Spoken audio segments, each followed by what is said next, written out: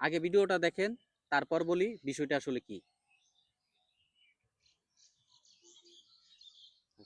আসলে কি বলবো আর, বলার মতো কোনো ভাষা খুঁজে পাচ্ছি না। কারণ এই যে তামিম সহ, বিসিবির সভাপতি তামিম সহ আর কয়েকজন লিফটে ওঠার সময় সাধারণ জনগণ যখন সাথে ছিল, তখন তার একটা এই নাট ছিটকানো ভাব ছিল তার মাঝে। 2 দিনের বৈরাগী হয়ে ভাতের কয় অন্য, এখন মাত্র সে নতুন বিসিবিতে জয়েন করলো, হুম বিসিবির হুম। সভাপতি হয়েছে, হওয়ার পরে তার এই অবস্থা। পুতের তাহলে নাম এখন বাপের নাম হলো আন্দাগুন। হুম। এটারই বলে বাপের নাম আন্দাগুন্দা, পুতের নাম বিদ্যুৎ।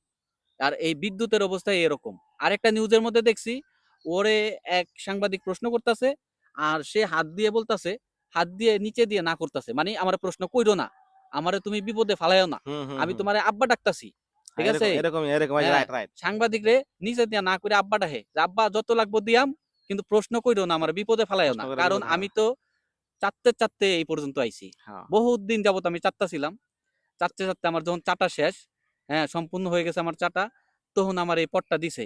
তার মানে কি, বিশাল কষ্টের ফল, বিশাল অর্জনের ফল, এটা হইলো গিয়া এই পদ। সুতরাং এই পদ নিয়ে কেউ ভাই টানাটানি করো না।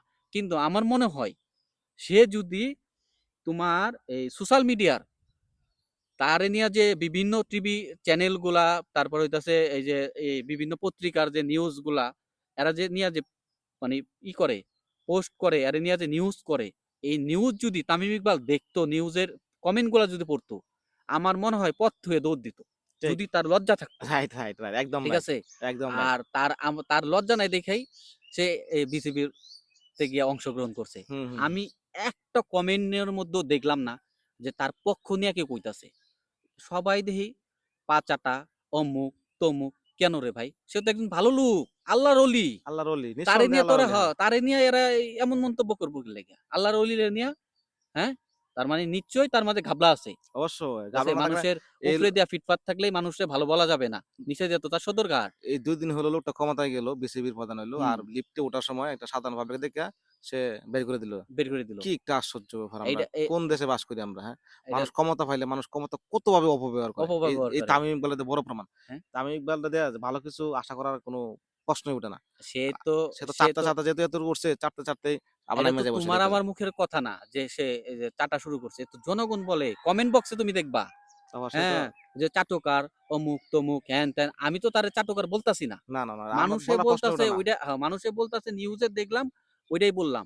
এক ভিডিওর মধ্যে দেখছি তারে নিয়ে বানাইছে, ওই জুতার কুকুরের মাথার মধ্যে তার মাথা লাগায়া, দেখি যে জুতার মধ্যে চাটা শুরু করছে। মানুষ বুঝছো, দেখে আমার যে আসলে, একটা লোক যতই খারাপ থাকুক, একটা ব্যক্তি যত কিছুই করুক, কিন্তু তারে নিয়ে এইসব বানানোটা আসলে ঠিক না কিন্তু। না, না, না। এটা ঠিক না কথা আসলে। ঠিক আছে? ঠিক আছে। সে যতই খারাপ হোক, যত কিছু হোক, ওটা তার কাছে আছে। আমরা তার বিষয়ে মন্তব্য করতে পারি।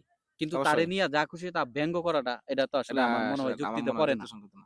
কিন্তু এটা করতে হয়। যাই হোক, আমরা মনে করি ওই চাপতে চাপতেই সে হইলো গিয়া মানে সাকসেস হইয়া হইলো গিয়া সে পদটা, আসন সে গ্রহণ করছে। বিশাল বড় একটা আসন। আবার চাপতে, চাপতে হ্যাঁ, যেন তার আবার পর্দায় চাপতে চাপতে নেমে যায়। যাতে তার পদটা যাতে বেকসুর খালাস হয়ে যায়।